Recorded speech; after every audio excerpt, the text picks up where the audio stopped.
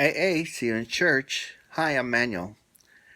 I thought I'd talk about how things are going right now.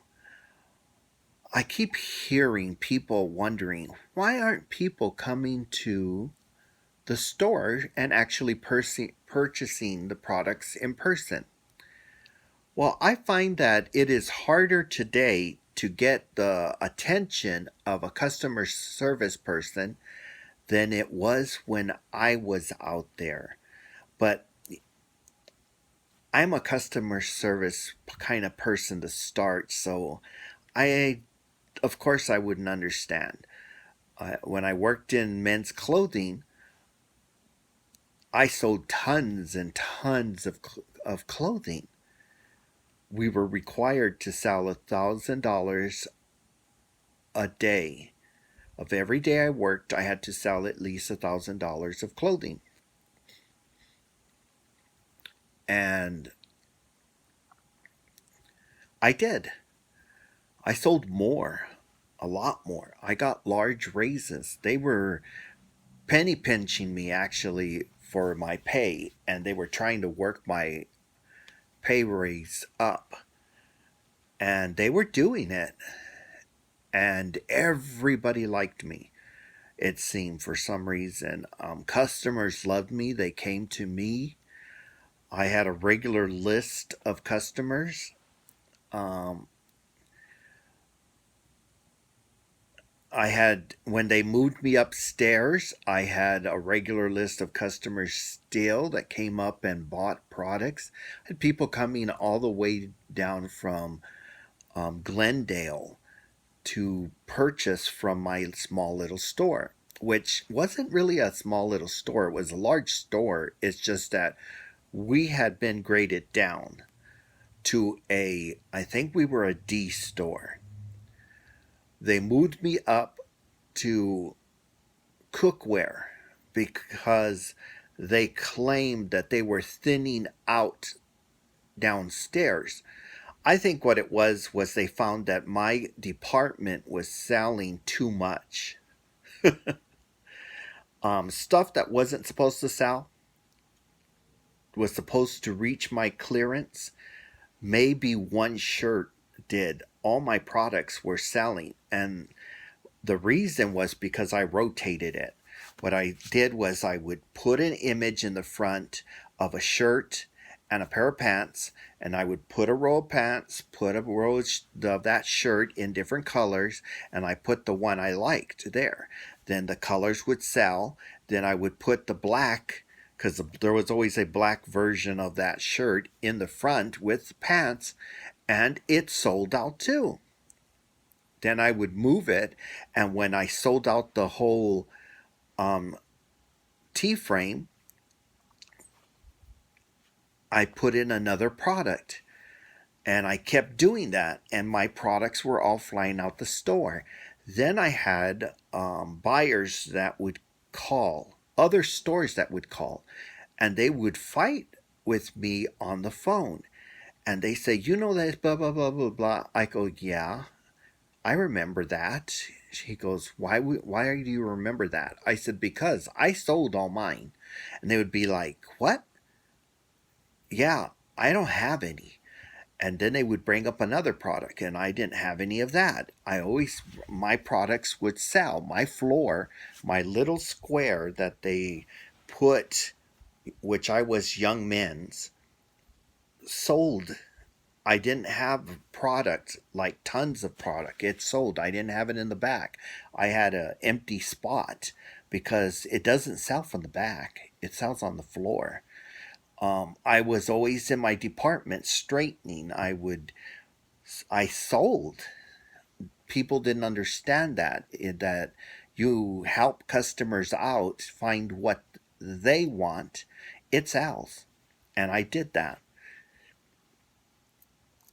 And I sold out my department. Then they would tell me to help out in another department, and I would help out in that department, but their products were always this hideous stuff they would buy, and I never understood that. I knew there was better products out there, but it didn't sell. What they would do is they would buy the ugliest product of the line and they would have it in the store and it wouldn't sell. I worked at the Civic Plaza during one of the buying shows, and there was this brand called Colors, and I loved it. It was beautiful men's dress shirts, but they had a lot of colors to make a color. The mixtures of the threads made the color. They didn't have one color of one thread. It was a mixture. Anyway, the clothes was beautiful. And I went in and I saw he was there and I was like, oh, and I was looking at his stuff and I'm like, what am I doing? And I had to stop myself because I was all excited. I can't buy that. I'm not a buyer. So here comes the guy and he watches me put everything back to where it was. And he goes, what's going on? I told him, I said, here I am looking at your product and I'm acting like I can actually buy this stuff. And he asked me what size, and I told him, and he goes, oh, yeah, all this is your size. I'm not going to sell it to you, but it's all your size. And I laughed at it, and I smiled, and I would talk to him all the time. Anyway, he saw the products and everything, and he says, what do you think is going to sell? No, he goes, what do you like? And I pulled out the ones I liked, and I put them all right back the way they were. And then he says, and what do you think I'll sell? I said, oh, I know what you're going to sell. And I pulled out these hideous, hideous shirts. And they were ugly. And he said he was going after this rotation, which was the end of it where we were at. He says, I'm going to go back to the factory and let them know what's going on, what's sold. And I'm going to replenish my shirts. And he says, and if you're right, I'm going to give you this one that you like. And I was like, awesome, It's an expensive shirt, something like $35. And, well, to me, that's expensive. At that time, it was expensive. So then I was happy, and I said, okay. And the show went on. It was a week. When the week was over, I was still at the door getting people out.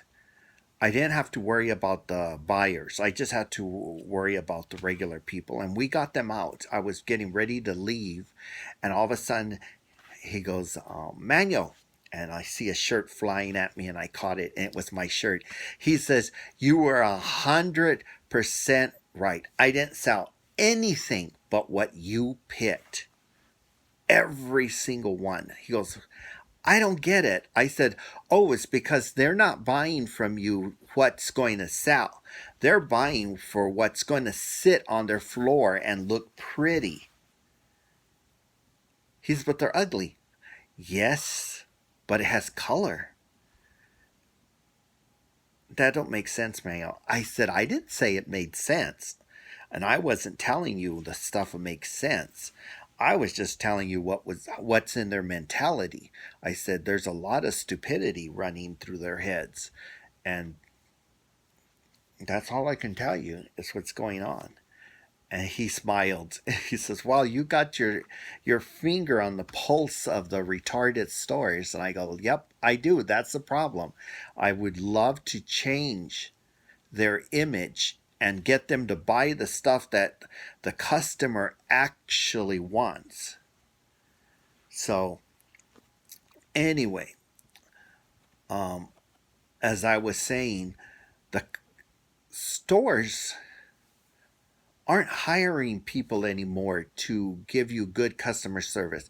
It's because the training doesn't train the people to give good customer service. What I saw in college was that people are being trained to not care, to be self-absorbed, to be ready in 2 years to quit your job and start from scratch, or at least try to find somebody that'll steal you from the store. I got stolen, and I had a really good um, amount of money I was getting paid. They gave me a little more than I was making down at the store I was at. And when I moved up to cookware, I had no knowledge of cookware. And I learned. See, that's the thing.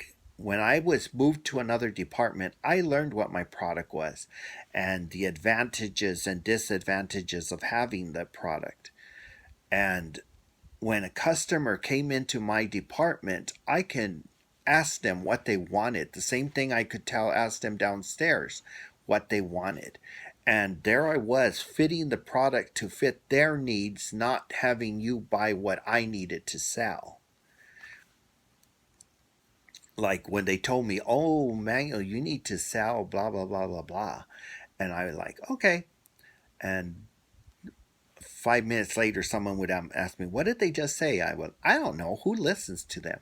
And I go do it, and I meet my sales quota. I always met my sales quotas in the summer. In the winter, yes, it's Christmas, but I didn't meet my quotas there. I don't know why that was. I sold tons of cookware in the summer. I don't know why. I had there was a cookware. Nowadays, it's a bunch of garbage out there. Not trying to be mean, but it's a bunch of garbage out there. When I was younger, there was quality product like Chantal. Oh, beautiful cookware. But today, nobody has it. You can't get it. Then there was Calphalon. Beautiful cookware. Easy to use. But people don't know how to treat it. They're just sort of retarded, and people aren't getting taught by their cookware specialists how to use the product either. And then there was my favorite. Oh, just loved it. Scanpan. Sold tons of it. It's non-stick, not stick resistant. Chantal, Calphalon, they're all stick resistant. What it means is that you can dry down your gravies so that it's almost powder on the bottom of your cookware. Then you put a little wine and you swirl that around, and the liquid lifts itself. And you make another gravy from it. And that's the stick resistance. You're getting all the flavor taken up from the skillet. Non-stick, non-stick. You got all that Teflon stuff. The difference with the Scanpan is it doesn't scrape off. It's part of the pan, and it doesn't just come off. I loved my Scanpan.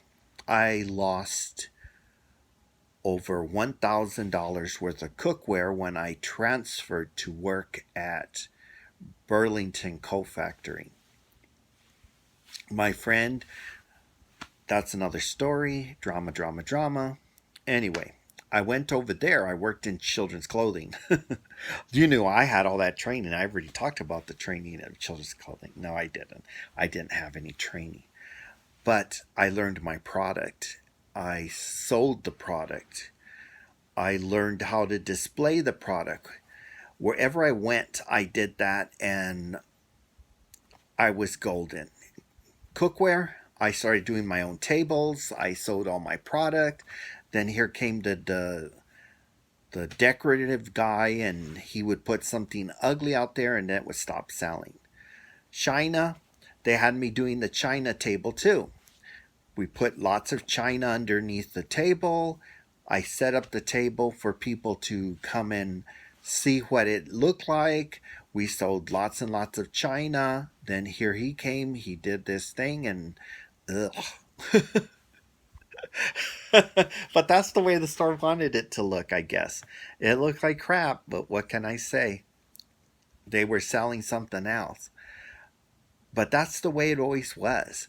I went to Burlington, and we were selling tons and tons of clothing. Found out that they were sneaking into our store at night, recording what our floor looked like, sending the tapes to all the other stores and telling them, this is what your store's supposed to look like. Match it. It's just the way it was. They would send us products and then we had to create. And I created these images and I always did it early. It came up, I put it up. Um, it's just the way it is. It's just always the way I worked. When I left there, I started working at the airport. And I did the same in my little shop. We became a family. Everywhere I worked, I've always worked in families. We were like a big group that was a huge family. Even our customers sometimes became part of our family. I had a customer, she was an older woman. She came to our store all the time, so that's why she was going to return her coffee maker.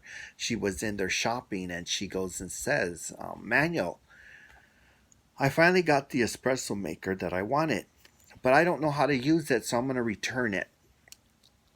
I said, well, have you taken it out of the box? She goes, oh no. I said, well, take it out of the box, wash it. And I told her how to wash hers. I said this weekend we're doing a demonstration, so come, I'll teach you how to use it. And I took that one out. I had one out of a box in the back. I washed it really good. I put it right over there. It's that exact system. She comes over. I show her how to use the product that she really, really wanted and finally got it for Christmas. It was expensive. And um, she learned how to use it herself. I showed her actually how to do it. Then I said, now you do it. She did it. She noticed the coffee tasted the same. She enjoyed it. She kept it. I showed people how to use the Chantel, the Calphalon, the um, Scan Pan. We started getting those pans that are metal on the bottom and they're flat so that you could use them in electric stoves. These certain ones that were magnetic. We had all that cookware and we learned how to use it and how to sell it to the customer by fitting their needs, not ours. We were a number, we turned from a D store to an A store upstairs, not downstairs, upstairs in cookware. And they went and they came by all the big wigs and they saw I had every set of Chantel. They saw I had every piece of Calphalon. And they were like, why does this department have everything? They said, oh, Manuel's brought that from a D store to an A store department. And they said, why? How? He orders. They said he's not afraid to do the ordering. He orders and orders and orders for people because he doesn't have the product on the floor because he sells the product on the floor. So he orders all these products for his customers. His customers come from Scottsdale further to buy from him. They call him on the phone. He orders it. They get it. He knows what's going on with the product that's supposed to be going out. He does a great job. And then they gave us a new manager, a real idiot. I think he was planted to destroy the company. I don't know, because this guy was an idiot. But anyway, they touched our money and I left and went to Burlington. And I turned my department over there into a number one department. And then they would always have us every night go to the other departments and clean. Well, we were giving great customer service and keeping our floors clean and everything, but the other departments weren't. So when that door closed in the front, we were ready to go home, but we would go every day to women's wear and fix it. So one day we had a big meeting. Everybody was there. And I stood up because my manager wasn't there. He was at the other Burlington stores building them, the new ones that were coming by. He would build. He would go in, put up the wall in children's, put up the clothes, hook them up, hire the staff, hire the manager to run there, and then he would come back to our store and find that we were fine. And he loved that. He had hired all the perfect people, and he had forced me to take over that department when he was gone. I wasn't the assistant manager. I was the manager when he was gone. They made it very clear. You're manager while I'm gone. If you need to fire somebody, you're going to fire them. If I call you up and say, I need so and so to be fired, he's doing a bad job, and you walk over and fire him.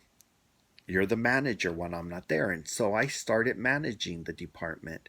We had the person from over Sportswear come over one day, and she was having a fit, and I come around from my lunch break, and I'm like, what's going on here?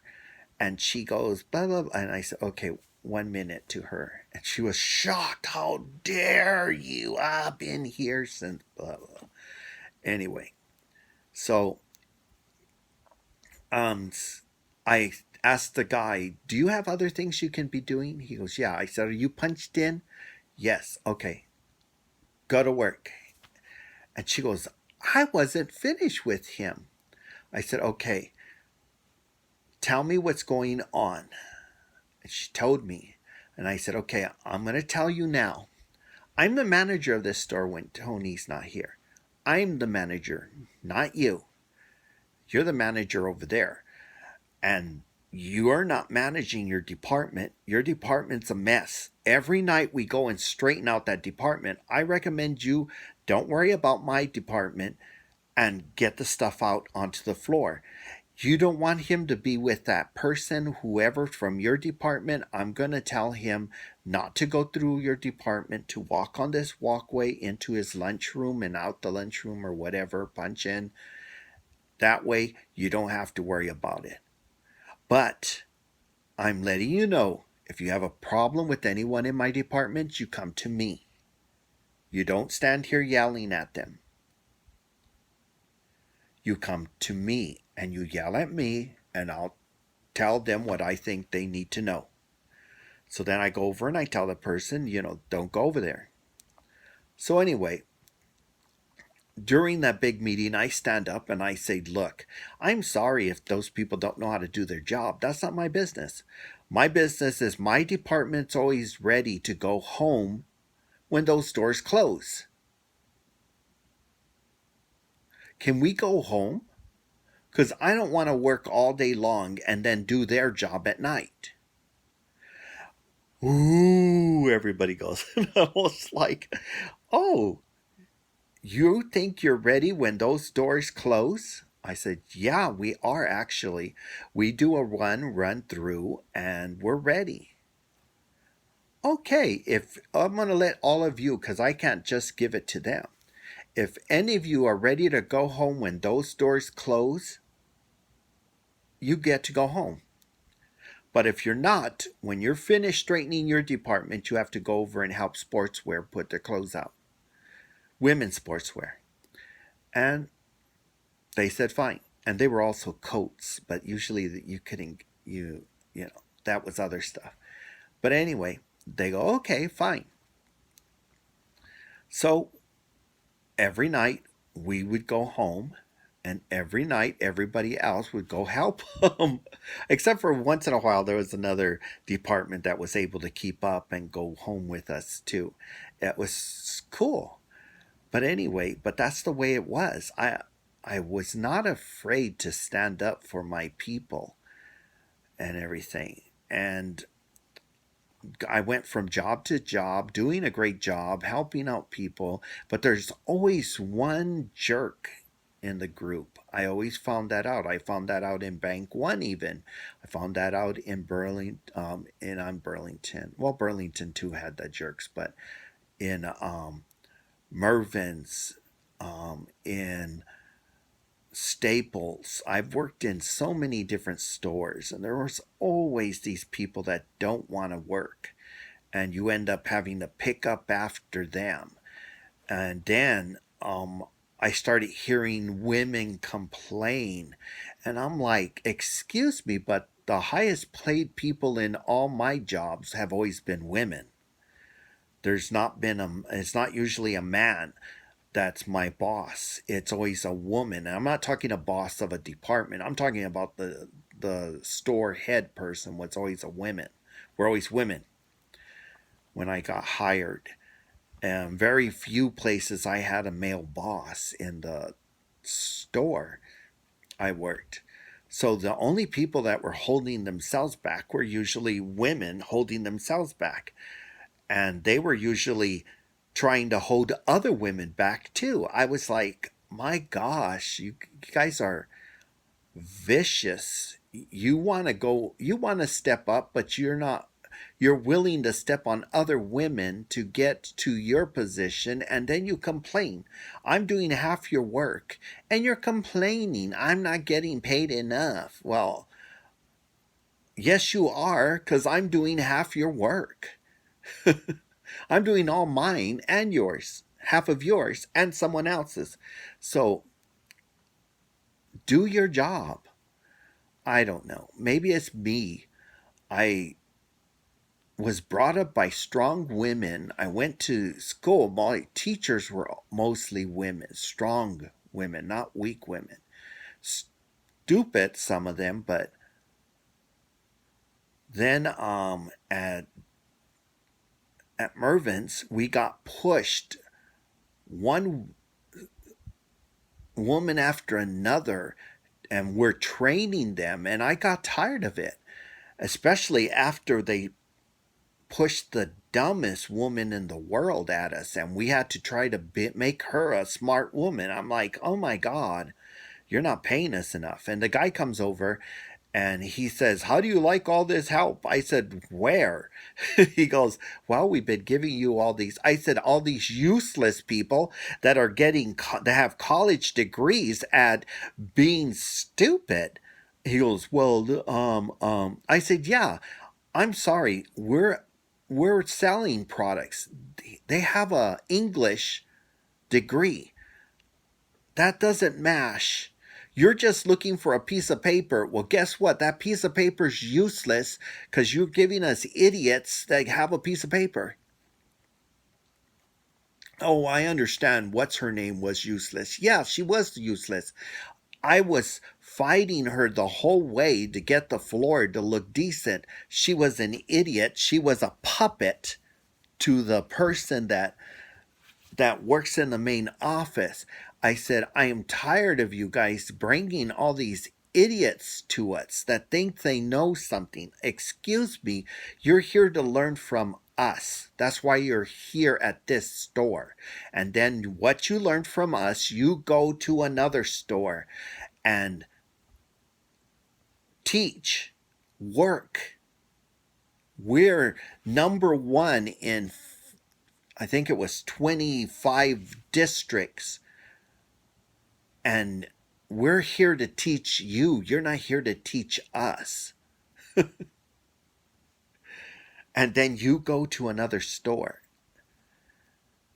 And then we teach another person. But that's the reason why we now order from our apps. We order from our computers. We order from our iPads. It's ridiculous, I know, but that's why we're doing that. We're doing it because all of the idiots out there are idiots. We don't want to deal with them. They're too stupid. But anyway,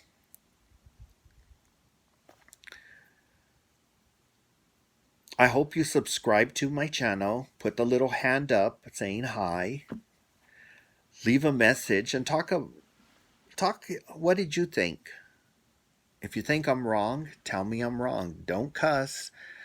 I want a real conversation. We can talk back and forth. I'll talk here and let you know what someone else thought or others think.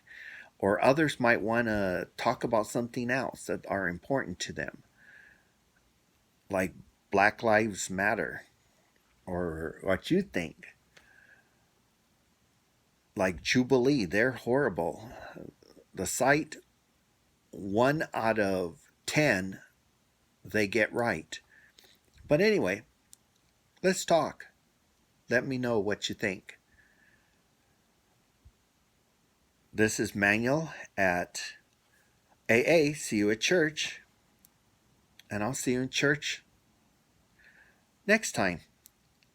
Talk to you later.